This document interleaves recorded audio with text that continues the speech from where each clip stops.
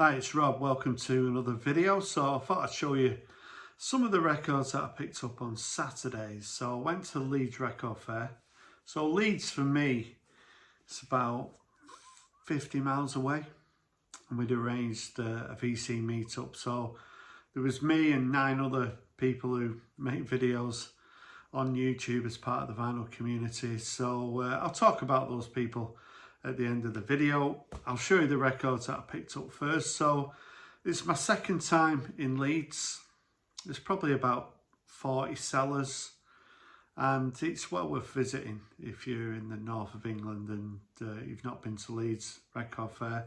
It's the second Saturday of every month. So I'll show you what I picked up. I didn't go crazy. I was pretty sensible. My 200th video, all the responses, I want to thank everyone a lot of people have responded to that video and said a lot of nice things. I really appreciate everybody who's responded to that. I picked up some 12 inches in Leeds. So there was one seller, I picked up a couple of 12 inches and an album. So the first 12 inch I picked up was by the Gang of Four. I Love a Man in Uniform. I think this is from the third album. And The World at Fault is on the flip side. So this is probably the most commercially sounding that the Gang of Four got. And for all the success commercially in the singles chart, I don't think they ever broke into the top 40. I can't remember them being on Top of the Pops. And back in the 80s, you had to get on Top of the Pops really to have a successful single. So I've got this on a 7 inch, but the 12 inch isn't an easy one to find. I always love that label on the Gang of Four records. So yeah, the bass and Dave Allen, absolutely fantastic. Just a great sounding single, and really pleased to have this one. And then also on the Gang of Four theme, they had a copy of To Hell with Poverty, which is a non-album track. And on the flip side, Capital, It Fails Us Now. So I've not seen this before. Both these 12 inches were priced at £12, and I got them for about a tenner, which is about the right price really. You can maybe pick them up slightly cheaper on Discogs, but you've got to pay postage and you don't know what sort of condition they're in. So I was pleased with these two Gang of Four 12 inches. So yeah, more 12 inches in the collection. And this is a really good track. And the same seller was selling this best of, the B-52s. Now this is a best of sort of the early first couple of albums really, but that's my sweet spot when it comes to the B-52s.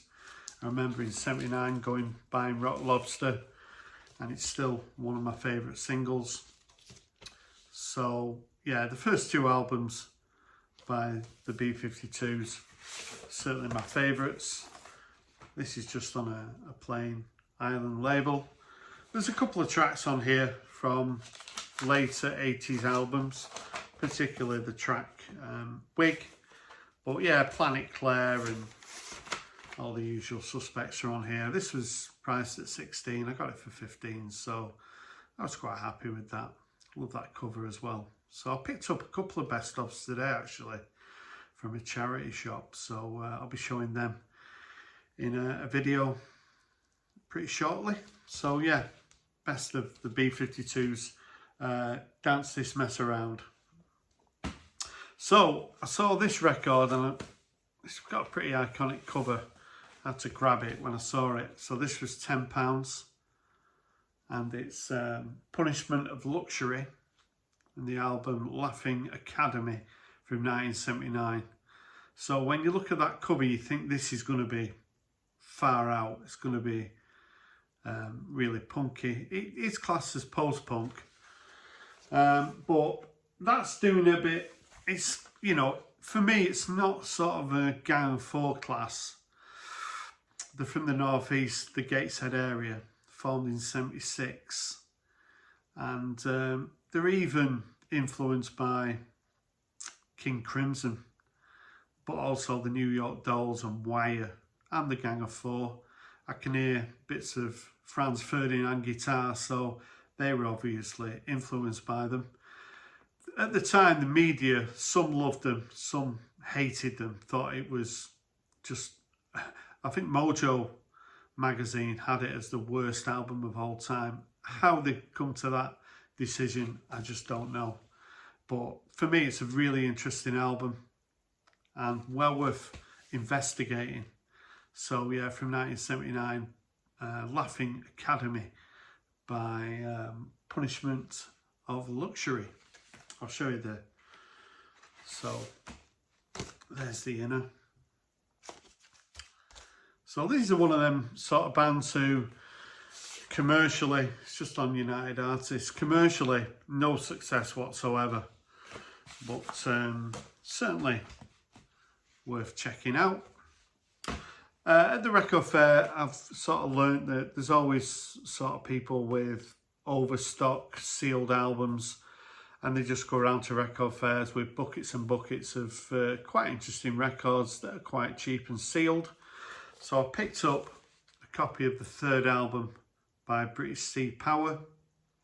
This one's called Do You Like Rock Music, from 2008. So they're quite hard to sort of pigeonhole, British Sea Power. I do think there's, on the instrumentation, a little bit of a Mogwai feel to them, but quite sort of heavy indie. But I do like the vocalist. So it says they're from Reading, but further investigation, a couple of members are from Kendal, which is sort of Lake District, north of England, northwest if anything. A member from Bury, so I think they were studying in Reading.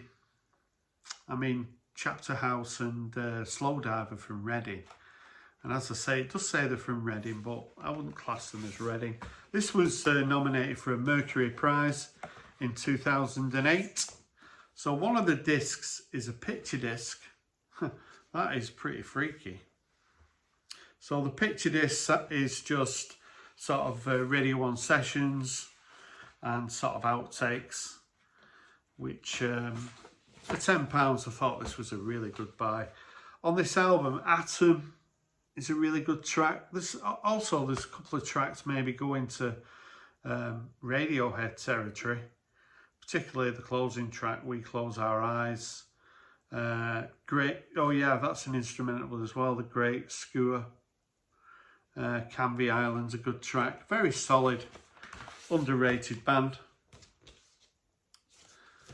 And I'm not sure in America the sort of success British Sea Power, and in Europe, you can leave a comment if you're aware of them. I'm sure there are some people in America and Canada who are aware of British Sea Power. They've actually changed the name for some reason, just called Sea Power now. But yeah, if you ever come across this album, I really recommend it.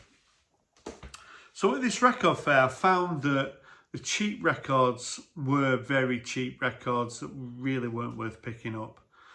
I found that in Den Bosch, when I went there, the cheap records, there was some good stuff that was only sort of £3 or £4, whereas in Leeds, I didn't really see that. However, there was one guy who had a bucket of albums that were all £1 each. So he had this album from 1984, Shriekback. So it was reduced from £4 to £1. Now Shriekback, Dave Allen from the Gang of Four left the Gang of Four and formed Shriekback with Barry Andrews, who used to be in XTC. And their early material, I kind of checked it out, it's pretty interesting, probably worth picking up. This is slightly later. It was a little bit underwhelming on first listen, quite funky. I'm not going to dismiss it, but on initial listening, probably potentially something that I could have done without. But for £1, it was certainly worth checking out. And I will keep it in the collection and give it a few more listens. But yeah, Shriek Back and the album Jam Science. Picked this one up for £1 and also for £1. An album that I wouldn't say I've been on the lookout for it, but as soon as I saw it, I thought, I'm going to have that. So it's Wild Child by the Untouchables from 1985. So the Untouchables were sort of ska, soul band from America. I do have a couple of singles by them, and I've always fancied having this. So you can sort of pull, I kind of like that cover, that you can pull those eyes out. I think that the lead singer though has passed away quite recently, Jerry Miller, and that's the guy in the middle. I think he's passed away. Really soulful, a little bit like Gina Washington really. Really fun music. It's on the Stiff label. And every track on it I really enjoyed. Some slower numbers, but yeah, really enjoyable. And as I say, for £1, I thought it was a really nice pickup. So we went in the pub. I'll talk about that in a minute. We went to a couple of record shops. So we went to Crash Records in Leeds, and Crash Records is mainly sort of new records, but downstairs is Wall of Sound. So Wall of Sound, it's mental in there. It's quite dangerous. There's records stacked everywhere. Managed to take a look in the indie rack, and in the indie rack I found a copy of the Inspiral Carpet. So this is an upgrade copy. My copy of this is water damaged. This is something you don't see that often, and it was only £5. So it's on a gatefold as well. So one of my favourite Inspiral's tracks is Commercial Rain. So there's a dub mix of that. She Comes in the Falls on here, Commercial Rain, Hog Battered Mix, and Dubville. So this is just, remix is just out of this world for me. And to see it for £5, I was going to grab it. So really pleased to find that Inspiral Cap. It's 12-inch, another 12-inch in the collection. And we've got a 7-inch in the collection here by Field Music. So Field Music are from Sunderland, Dave and Peter Brewis, and they've been producing music since sort of the early 2000s. So this is off the album Tones of Town, the second album, which is an album I've got, but on the flip side there's a track called Logic, which isn't on that album. So I think this is maybe our first or second Field Music single. So I thought I'd pick it up. This was £3. So they had plenty of singles in there.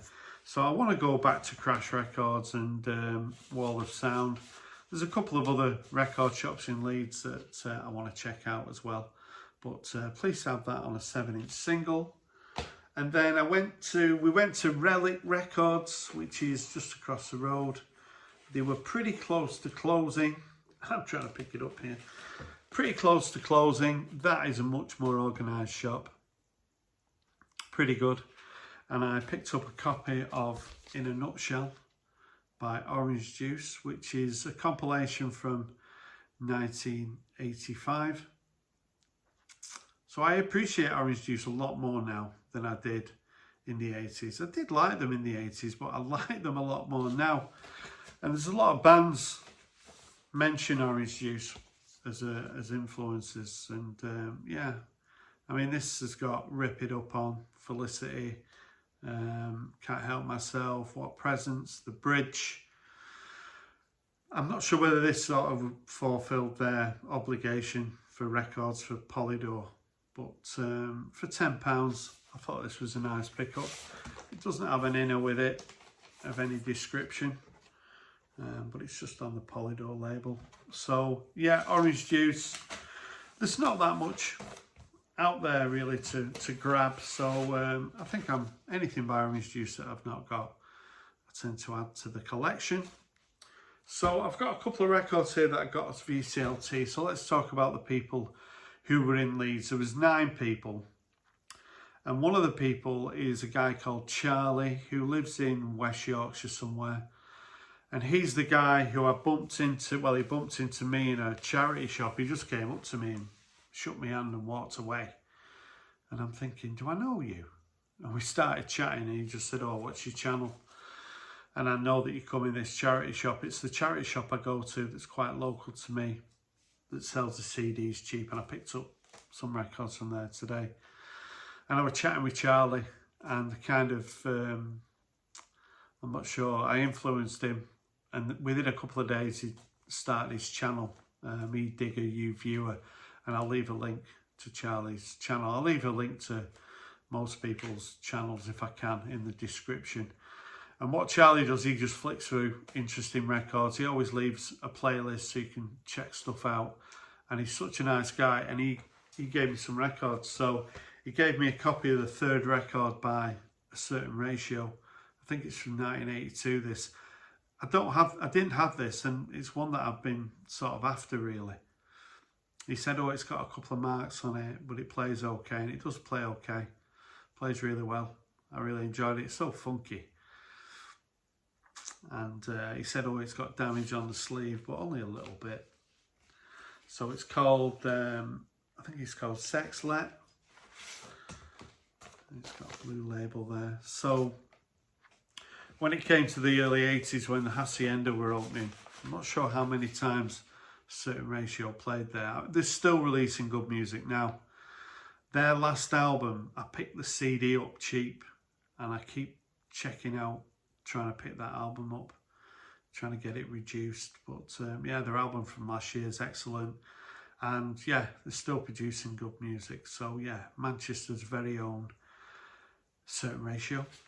And also, if that wasn't enough, he also gave me a couple of singles. So he gave me the flexi disc of Jam, Boy About Town, and Pop Art Poem, which was a flexi disc that was given away with Smash Hits in, I think, 81. I remember getting this, but I don't have this anymore. I do now.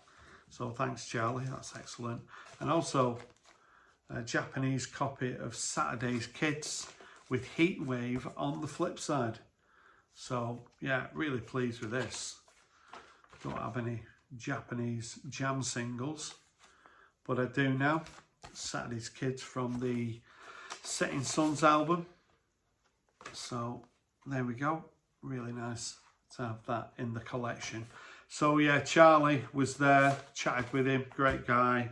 Who else was there? I've wrote people down here now, I can have a look. So Ian, Ranking the Obscure, was there from Northampton, and he came up with Nick's Vinyl Butty. They drove up. I think we're going to have another meet up in October because I think it's Ian's birthday. So I think we're going to meet up again in October.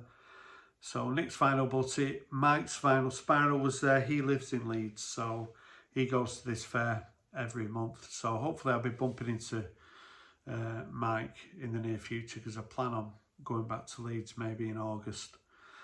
So yeah, Charlie was there. Headley, another fat bearded man talking about records.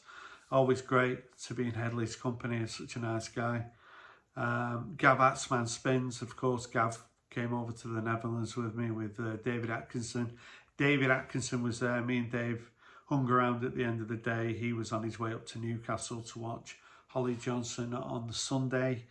And me and Dave went for a cheeky Nando's. And who was there? Steve Whitty was there as well. Steve came up on the coach with Gav and John, the 6-inch pianist, John Downing. And John's going over to Den Bosch in November. He's booked his flight, he's booked his hotel. I've booked the shuttle, so I need to sort my hotel out. So we all had a beer, had a great time, chatted music, just had a really, everyone just gets on so well. It's like meeting up with old school friends. And yeah, if you ever get the opportunity to meet people from the vinyl community. I really recommend it. So if you've got any comments about what I showed on this video, I'd love to hear from you. Thanks again if you're one of those people who's responded to my 12-inch sort of challenge. So many people have done a response, and I can't thank you enough. So thanks for watching the video, and bye for now.